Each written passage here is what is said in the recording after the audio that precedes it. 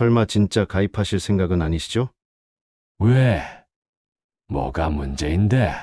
아버지, 이거 가입하시면 큰일 나요. 재개발 얘기 나오고 있잖아요. 아버지, 솔직히 말씀드리면 이건 배신이에요. 배신! 여러분, 안녕하세요. 제가 오늘 들려드릴 이야기는 71살 최상구 씨 이야기입니다. 71년을 살아오면서 가장 힘들었던, 하지만 동시에 가장 중요한 선택을 했던 그 시간들을 말이죠. 혹시 여러분도 노후 준비 때문에 고민이 많으신가요? 자식들과의 갈등 때문에 밤잠을 설쳐본 적이 있으신가요? 재개발이나 집값 상승만 믿고 기다리고 계신가요? 그렇다면 제 이야기에 귀 기울여 주세요. 분명 도움이 될 거예요. 제 이름은 최상구, 올해 71살입니다. 평생을 택시 기사로 살아왔어요. 40년 넘게 핸들을 잡고 살았죠.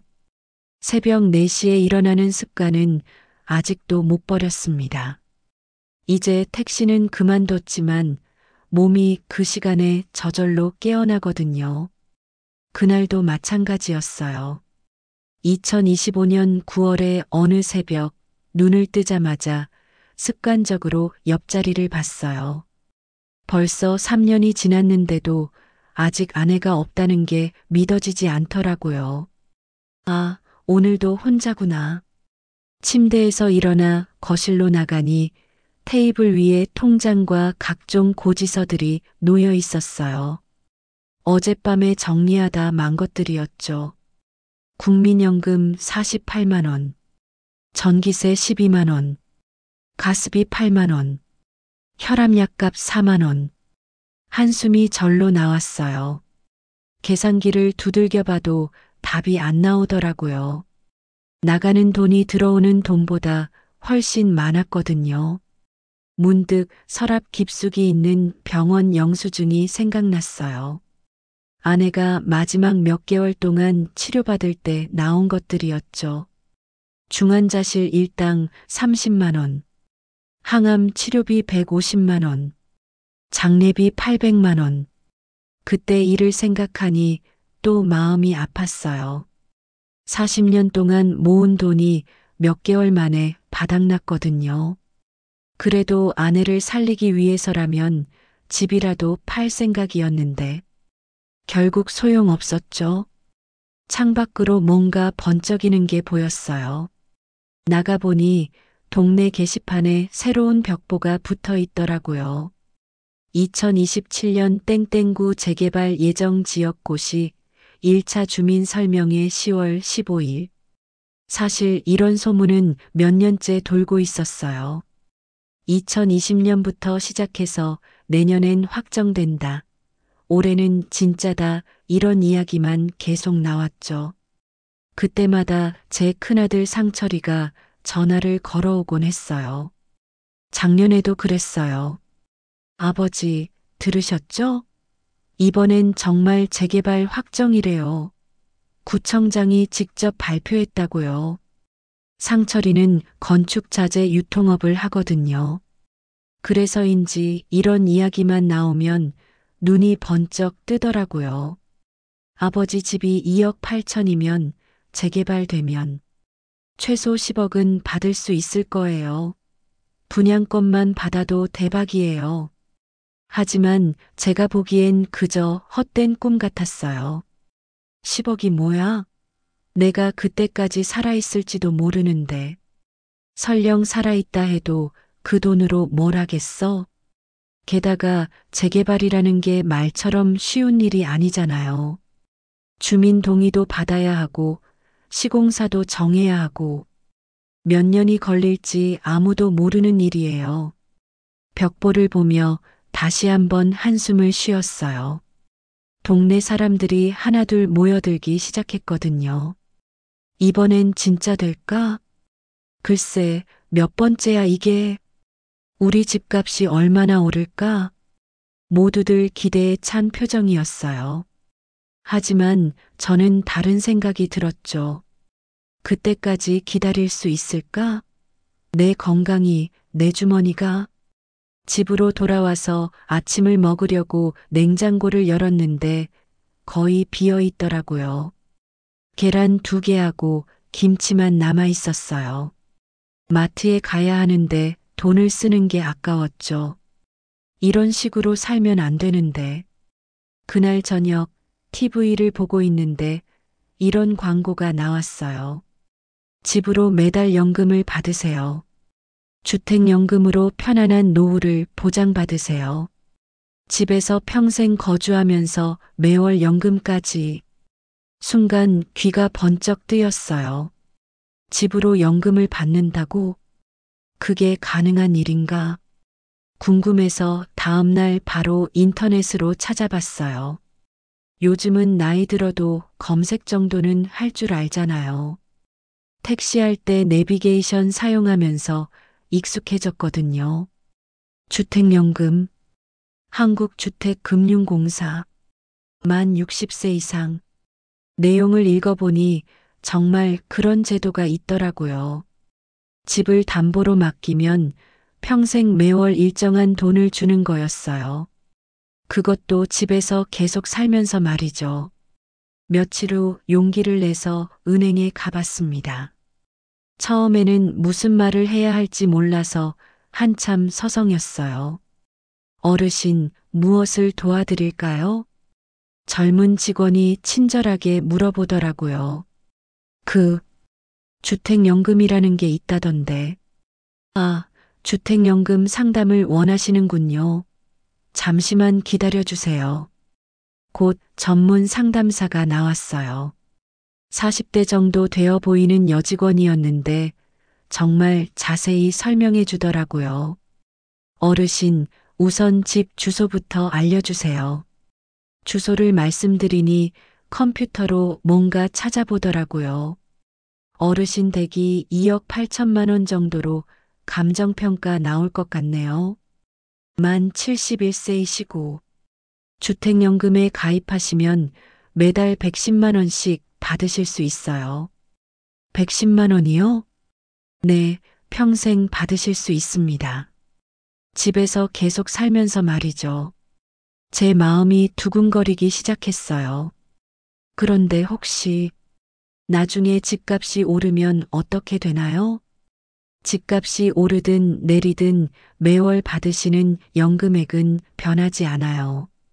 그리고 혹시라도 집값보다 더 많은 연금을 받으시게 되어도 상속인이 추가로 부담하지 않아요. 이게 무슨 말인지 이해가 안 갔어요. 좀 더 쉽게 설명해 주실 수 있나요? 예를 들어 어르신이 20년을 더 사신다고 가정해 보세요. 110만 원씩 20년이면 2억 6,400만 원이에요. 집값이 2억 8천이니까 거의 비슷하죠? 만약 어르신이 더 오래 사셔서 연금을 더 많이 받으시게 되어도 자녀분들이 차액을 내실 필요는 없어요. 정말요? 네, 국가에서 보증하는 제도거든요. 그 말을 듣고 나니 좀 안심이 되었어요. 그런데 또 다른 걱정이 생겼죠. 그럼 나중에 제가 죽으면 집은 어떻게 되나요? 상속인이 받은 연금을 갚으시면 집을 가져가실 수 있어요. 아니면 집을 팔아서 연금을 갚고 남는 돈을 가져가셔도 되고요. 상담을 끝내고 집으로 돌아오는 길에 마음이 복잡했어요. 국민연금 48만 원과 합치면 158만 원. 이 정도면 정말 숨통이 트일 것 같았거든요. 병원비 걱정도 줄고 좀 더 여유롭게 살 수 있을 텐데. 집에 도착해서 아내 영정 앞에 앉았어요. 결혼 사진 속 아내는 25살이었죠. 정말 예뻤어요. 여보, 이 집이 우리 노후를 지켜줄 수 있다네. 나 이제 좀 편히 살아도 되지? 당신도 그렇게 생각하지? 영정 속 아내는 그저 미소만 짓고 있었지만 저는 답을 들은 것 같았어요. 그래, 당신이 그렇게 아껴서 꾸민 이 집이 이제 우리를 지켜줄 거야. 그날 밤 오랜만에 푹 잤어요. 오랫동안 마음을 누르고 있던 불안감이 조금은 덜어진 것 같았거든요. 며칠 후 막내 상민이가 집에 들렀어요. 상민이는 광고회사를 다니다가 요즘은 프리랜서로 일하고 있거든요. 수입이 불안정해서 항상 걱정이에요. 아버지, 안녕하세요. 상민아. 밥 먹었나? 네, 먹고 왔어요. 물 좀 마셔도 될까요? 상민이가 부엌에 가서 물을 마시고 있는데 문득 이상한 느낌이 들었어요. 평소보다 너무 조용했거든요. 상민아, 요즘 일은 어때? 그냥 그럭저럭요. 그러더니 갑자기 식탁으로 와서 앉더라고요. 아버지, 이게 뭐예요? 손에 들고 있는 건 주택연금 안내서였어요. 제가 식탁 위에 놓고 깜빡한 거였죠. 주택연금 안내서요?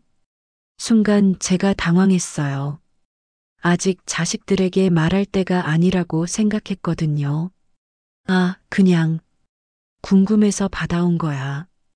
설마 진짜 가입하실 생각은 아니시죠? 상민이의 목소리가 날카로워졌어요. 평소 순한 막내답지 않게 말이죠. 왜? 뭐가 문제인데? 아버지, 이거 가입하시면 큰일 나요.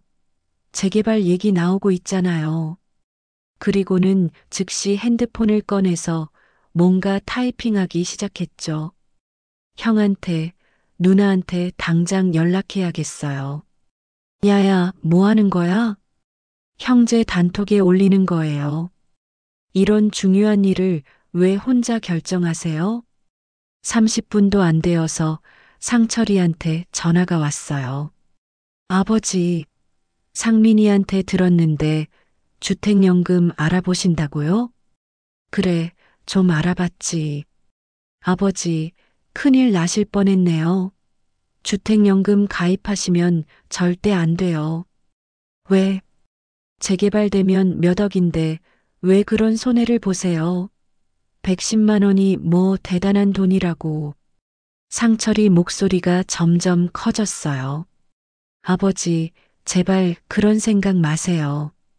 우리가 매달 용돈 드릴게요. 용돈? 그 말이 참 기분 나빴어요. 71년을 살면서 자식한테 용돈을 받아야 하는 처지가 되었다는 게 말이에요.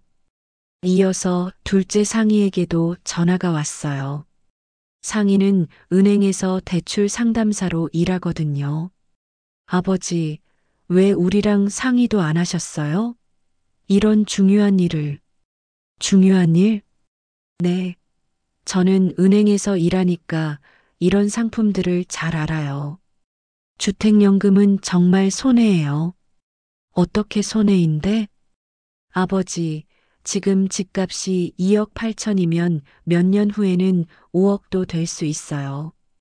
그런데 110만 원씩 받으면 얼마나 받겠어요? 상희도 계산기를 두드리는 소리가 들렸어요. 한 달에 110만 원씩 10년 받으면 1억 3,200만 원밖에 안 돼요. 집값의 반도 안 되는 돈이에요. 내 집인데 왜 상의를 해야 하나? 그래도 가족인데요. 이 집은 저희 상속 재산이기도 하잖아요. 그 말을 듣는 순간 기분이 확 나빠졌어요. 상속 재산이라니. 제가 아직 살아있는데 벌써 제 재산을 나눠 먹을 생각을 하고 있다는 거잖아요. 그래, 알겠다. 전화를 끊고 나니 마음이 복잡했어요. 내 집, 내 노후인데 왜 자식들한테 허락을 받아야 하는 걸까요? 그날 저녁 혼자 맥주 한 캔을 따서 마셨어요. 아내가 살아있을 때는 술을 거의 안 마셨는데 요즘은 가끔 마시게 되더라고요. 내가 뭘 잘못했나? 곰곰 생각해봐도 잘못한 게 없었어요. 그냥 내 노후를 위해서 알아본 것뿐인데 왜 자식들이 그렇게 난리를 치는지 이해가 안 됐죠. 다음 주말 세 자식이 모두 모였어요. 이런 일로 온 가족이 모이기는 정말 오랜만이었어요. 평소에는 명절에나 한 번씩 보는데 말이죠. 상철이가 회사 일정을 조정해서 왔고 상희도 토요일 오후 시간을 비웠어요. 상민이는 원래 주말에는 시간이 있었고요. 거실에 모여 앉은 분위기가 예사롭지 않았어요. 마치 무슨 큰일이라도 난 것처럼 말이죠. 상철이가 먼저 입을 열었어요. 아버지, 주택연금 말인데요. 응, 정말 심각하게 생각해 보셔야 해요. 재개발만 기다리면 분양권은 다 우리 가족 거잖아요. 왜 굳이 주택연금을? 상희가 끼어들었어요. 아버지, 제가 은행에서 일하니까 이런 걸 잘 알거든요. 주택연금 가입하면 나중에 정말 후회하세요. 어떻게? 일단 이자가 복리로 쌓여요. 처음에는 110만 원 받는 게 괜찮은 것 같지만 시간이 지나면서 빚이 눈덩이처럼 불어나요. 상민이도 한마디 했어요. 아버지, 솔직히 말씀드리면 이건 배신이에요. 배신? 네. 저희는 평생 이 집만 믿고 살았어요. 나중에 아버지 돌아가시면 이 집이 저희 유일한 재산인데 그 순간 제 안에 뭔가가 터졌어요. 71년을 살면서 처음으로 제 자식들에게 화를 냈어요. 배신? 내가 벌써 죽은 사람이냐? 살아있는데 왜 벌써 나눠 먹을 계산이야? 자식들이 입을 다물었어요. 하지만 상철이가 다시 말했어요. 아버지, 그게 아니라 뭐야? 너희는 내가 언제 죽을지 기다리고 있는 거 아니야? 아버지, 상희가 울먹이기 시작했어요. 아버지, 저희가 그런 마음으로 말씀드리는 게 아니에요. 정말 아버지를 위해서, 나를 위해서 110만 원씩 받으면 내가 편해지는데 그게 왜 나를 위한 게 아니야? 상민이가 냉정하게 말했어요. 아버지, 현실적으로 생각해 보세요. 재개발되면 최소 10억은 받을 수 있어요. 그런데 주택연금으로 110만 원씩 받으면 언제 그 돈을 다 받아요? 내가 언제까지 살지 너희가 아나? 그건 그렇지만 뭐야? 나는 내일 죽을 수도 있고 10년 더 살 수도 있어. 그런데 재개발은 언제 될지도 모르잖아. 자식들이 할 말을 잃었어요. 하지만 여전히 못마땅한 표정이었죠. 상철이가 마지막으로 말했어요. 아버지, 그럼 이렇게 하세요. 저희가 매달 돈을 드릴게요. 그러니까 주택연금은 포기하세요. 얼마나? 형제가 나눠서 50만 원 정도? 50만 원? 웃음이 나왔어요. 주택연금으로 110만 원을 받을 수 있는데 50만 원을 주겠다고? 그것도 언제까지 줄지도 모르면서. 여러분, 이런 경험 있으신가요? 자식이 부모를 위한다고 하면서 실제로는 자신의 이익만 생각하는 것 같을 때 말이에요. 정말 마음이 아팠어요. 그 순간 깨달았어요. 제 자식들이 생각하는 건 제 노후가 아니라 자신들의 상속 재산이라는 걸 말이죠. 가족회의가 끝나고 자식들이 모두 돌아간 후 저는 혼자 거실에 앉아 있었어요. 머리가 띵하고 가슴이 답답했어요. 내가 뭔가 잘못 생각하고 있는 건가? 아내 영정을 보니 더 마음이 아팠어요. 여보, 내가 이기적인 건가? 애들 말이 맞는 건가? 그날 밤 잠이 안 와서 뒤척이다가 갑자기 가슴이 답답해지고 어지러웠어요. 손이 떨리고 식은땀이 나더라고요. 이상하다. 혈압계를 재보니 상압이 180을 넘어가더라고요. 평소에는 140 정도였는데 말이죠. 급하게 상철이에게 전화를 걸었어요. 상철아, 아버지 몸이 이상해. 혈압이 180이 넘어가고 어지러워. 병원에 좀. 아버지, 죄송한데 지금 중요한 회의 중이라서 119 부르시면 안 될까요? 아니면 택시 타고 가시든지. 회의가 아버지보다 중요하나? 아버지, 그게 아니라 정말 큰 계약이 걸린 일이라서 나중에 전화 드릴게요. 전화가 끊어졌어요. 상희에게도 전화했어요. 상희야, 아버지가 갑자기 혈압이 올라가서 어지러워. 병원에 좀 데려다 줄 수 있나? 아버지, 응급실은 혼자서도 갈 수 있잖아요. 택시 타고 가세요. 저는 지금 아이들 학원 픽업 시간이라서 학원이 아버지보다 중요하나? 아버지, 그런 말씀 마세요. 응급실 가셔서 혈압약 맞으시면 금방 나아질 거예요. 상민이는 아예 전화를 받지 않았어요. 결국 혼자 택시를 타고 응급실에 갔어요. 기사님한테 사정을 얘기하니 병원 입구까지 데려다 주더라고요. 어르신, 괜찮으세요? 고맙습니다. 응급실에서 혈압약을 맞고 나서야 좀 나아졌어요. 그런데 대기실에서 기다리는 동안 옆을 보니 비슷한 나이의 할아버지가 며느리와 손자에게 둘러싸여 있더라고요. 할아버지, 괜찮으세요? 아버님, 물 좀 드세요. 할아버지, 아프면 안 돼요. 그 모습을 보니 더 마음이 아팠어요. 아, 저분은 세입자라고 들었는데도 가족이 저렇게 챙겨주는구나. 그때 간호사가 와서 말했어요. 어르신, 보호자는 안 오세요? 네, 혼자 왔어요. 혈압이 많이 올라가셨는데 집에 가셔서 혼자 계시면 위험해요. 가족분께 연락해서 하루 정도는 같이 계시라고 하세요. 간호사 말을 듣고 다시 상철이에게 전화했어요. 상철아, 의사가 혼자 있으면 위험하다고 하네. 오늘 밤 좀.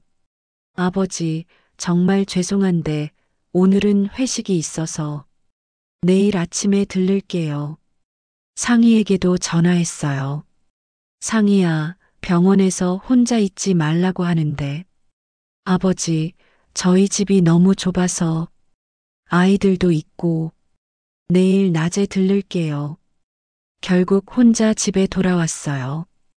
택시에서 기사님이 말했어요. 어르신, 자식들은 뭐 하나요? 이런 때 부모 혼자 둬서야. 할 말이 없었어요. 그날 밤 혼자 집에 앉아 있으니 깨달았어요. 제가 가진 집은 저를 지켜주지 못한다는 것을, 오히려 저를 더 외롭게 만든다는 것을 말이죠. 옆집에서 들려오는 소리가 있었어요. 세입자로 사는 박 할아버지 집이었는데 자식들이 와서 저녁을 함께 먹는 소리가 들렸어요. 아버지, 입맛 없으시다고 하셨는데 오늘은 어때요? 어머니, 약은 잘 챙겨 드세요. 부러웠어요. 집은 없어도 가족의 사랑은 있는 분들이었으니까요. 며칠 후, 제가 응급실에 갔다는 소문이 났나 봐요. 상철이가 전화를 했어요. 아버지, 괜찮으세요? 미안해요. 그날 정말 중요한 일이 있어서. 됐다. 그럼 이번 주말에 다시 얘기해요. 주택연금 말이에요. 다시 가족이 모였어요. 이번에는 분위기가 좀 달랐어요. 아마도 제가 응급실에 혼자 간 것 때문에 미안한 마음이 있었나 봐요. 상철이가 조심스럽게 말했어요. 아버지, 주택연금 해지하세요. 우리가 매달 돈을 드릴게요. 얼마나? 60만 원 정도요. 형제가 20만 원씩 내면 되잖아요. 상의도 거들었어요. 그게 나을 것 같아요, 아버지. 주택연금보다는요. 하지만 저는 웃음이 나왔어요. 60만 원? 그럼 주택연금 110만 원보다 50만 원이나 적잖아. 그렇긴 하지만 나중에 집값이 오르면 그 손해를 만회할 수 있잖아요. 나중에 나는 지금 돈이 필요한데 자식들이 말문이 막혔어요. 그때 저는 방에서 오래된 가계부를 꺼내왔어요. 잠깐, 이것 좀 봐라. 20년 넘게 써온 가계부였어요. 아내가 생전에 꼼꼼히 적어 놓은 것부터 제가 이어서 쓴 것까지 다 있었죠. 상철아, 너 결혼할 때 전세 보증금 3천만 원 누가 줬나? 가계부를 펼쳐 보이니 2005년 3월 15일자에 적혀 있었어요. 그건 아버지가. 맞다.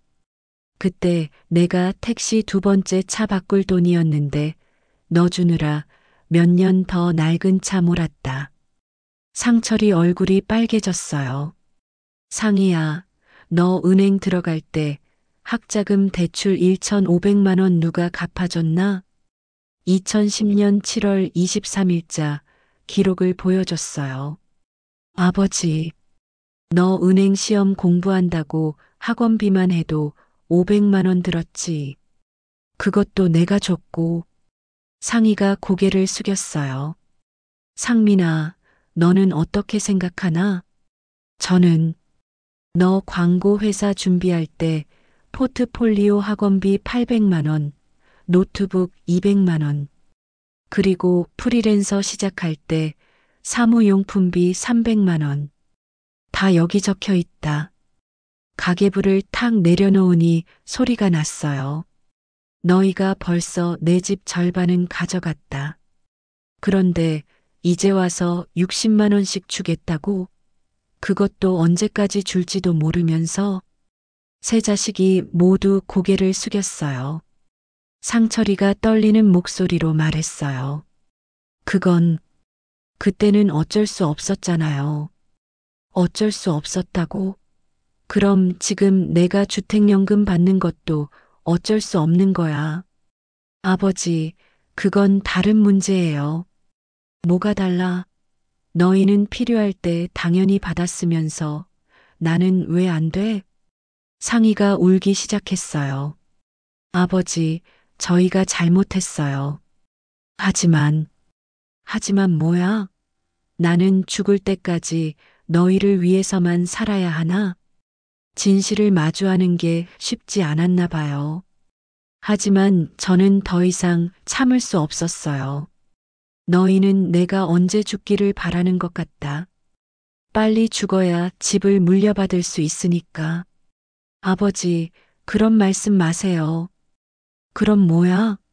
주택연금 가입하면 안 된다는 게 그런 뜻 아니야?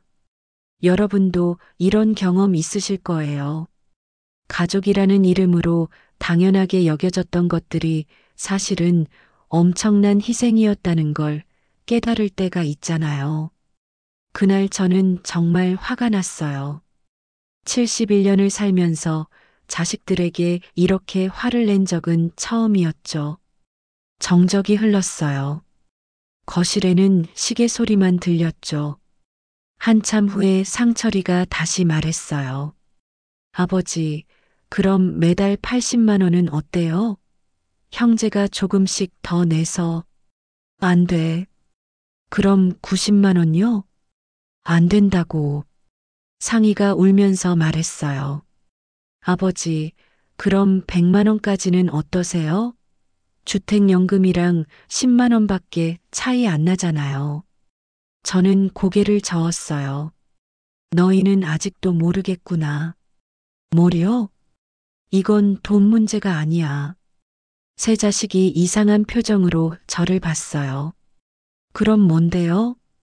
존엄의 문제야. 존엄이요? 그래.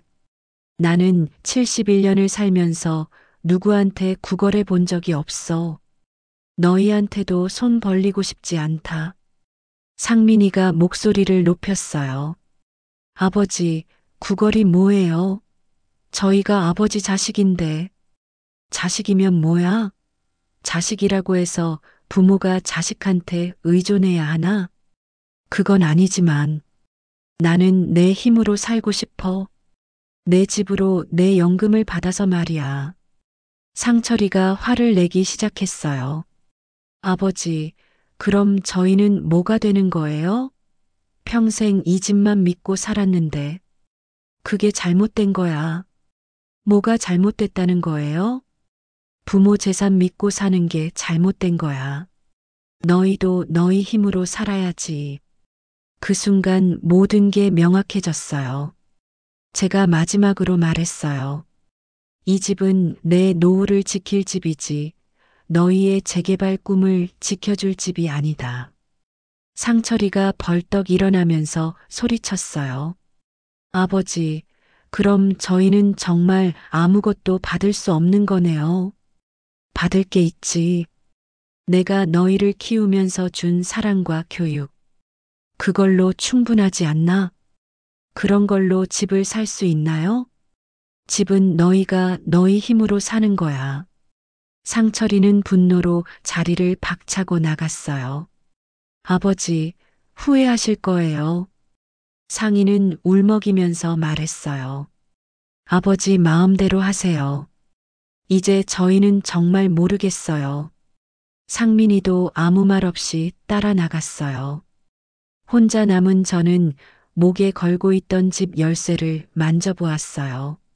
내 인생의 키는 이제 내 목에 건다. 그렇게 결심을 굳혔어요. 아내 영정을 보니 뭔가 말하는 것 같았어요. 여보, 내가 옳은 일을 한 거지? 71년을 살면서 이제야 진짜 내 인생을 사는 것 같아. 그 후 일주일 동안 자식들한테서 연락이 없었어요. 처음에는 좀 서운했지만 시간이 지나니 오히려 마음이 편해졌어요. 주택연금 신청을 했어요. 서류 준비하고 집 감정평가 받고 생각보다 복잡했지만 은행에서 도와줘서 무사히 마쳤죠. 한 달 후 첫 주택연금이 들어왔어요. 이체 완료 110만 2천 원. 110만 원이 딱 들어와 있더라고요. 그 순간 정말 가슴이 벅차올랐어요. 이제 정말 내 돈이구나. ATM에서 통장을 뽑아보니 잔고가 150만 원이 넘었어요. 국민연금 48만 원과 합쳐서 말이죠. 오랜만에 보는 풍족한 잔고였어요. 그날 시장에 나갔다가 옛날 택시 동료인 김 기사를 만났어요. 상구야, 오랜만이네. 얼굴이 좋아 보이는데? 김 기사님, 안녕하세요. 요즘 어떻게 지내? 자식들이 잘해주나? 글쎄다. 그런데 이제 나도 내 돈으로 내 마음대로 산다. 무슨 소리야? 국밥 한 그릇 할까요? 제가 살게요. 갑자기 웬 떡이야? 국밥집에 가서 주택연금 이야기를 해주니 김 기사가 부러워하더라고요. 야, 너 정말 잘했다. 나도 한번 알아봐야겠네. 요즘 국민연금만으로는 힘들어서. 김 기사님 집도 2억 정도 되지 않나요? 그럼 매달 80만 원은 받을 수 있을 거예요. 정말? 그럼 나도 한번 은행에 가봐야겠다. 국밥을 먹으면서 김 기사가 물어봤어요. 그런데 자식들은 뭐라고 하던? 처음에는 반대했죠. 재개발 어쩌고 하면서요. 그럼 지금은? 지금은 연락도 안 해요. 하지만 후회 안 해요. 왜? 71년을 살면서 이제야 진짜 내 인생을 사는 것 같거든요. 김 기사가 고개를 끄덕였어요. 맞다. 우리도 우리 인생이 있는 건데 자식들 눈치만 볼 수는 없지. 집으로 돌아오는 길에 마트에 들렀어요. 오랜만에 장을 제대로 봤죠. 고기도 사고 과일도 사고 좋은 쌀도 샀어요. 계산할 때 카드를 내밀면서 기분이 좋았어요. 예전에는 계산할 때마다 가슴이 조마조마했는데 이제는 여유가 있었거든요. 옆집 세입자 할머니를 만났어요. 요즘 보증금 못 받을까봐 걱정이 많다고 하시더라고요. 할머니, 이거 드세요. 마트에서 산 귤 한 봉지를 건넸어요. 어머, 이런 걸 왜? 나도 이제 내 돈으로 내 마음대로 사니까요. 할머니가 환하게 웃으시더라고요. 상구 씨, 요즘 기분이 좋아 보여요. 네, 정말 좋아요. 집에 들어와서 냉장고에 음식들을 정리하는데 정말 오랜만에 가득 찬 냉장고를 보는 것 같았어요. 저녁에는 오랜만에 좋은 고기로 제대로 된 식사를 했어요. 혼자 먹는 거였지만 맛있었어요. 아내 영정 앞에 앉아서 말했어요.